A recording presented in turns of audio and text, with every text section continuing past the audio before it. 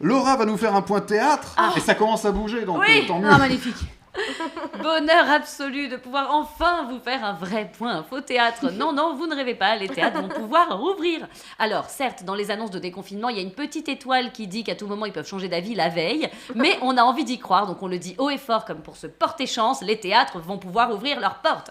Alors, officiellement, dès le 19 mai, mais il y a toujours le couvre-feu, donc certaines salles attendront le 9 juin, et là encore, c'est en jauge réduite, donc d'autres salles attendront la rentrée.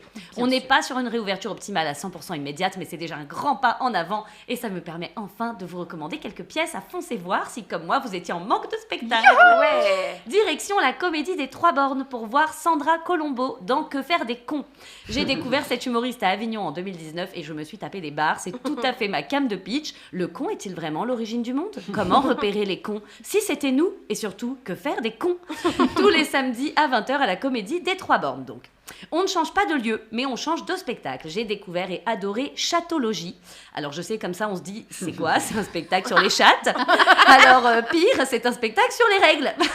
Alors là on se dit, non, ils ont pas fait un spectacle sur les règles, c'est dégueulasse, ça commence à nous saouler, c'est féministe.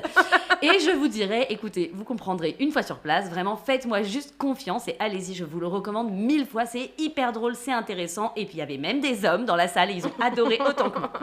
Pour finir, on part dans un tout petit théâtre du 18e que je ne connais pas du tout. Ça s'appelle Blondes ogresses. Et là, Denise Jardinière vous invite chez elle. Oui, c'est le titre de la pièce. C'est très bizarre, tout autant que le personnage, tout autant que la pièce.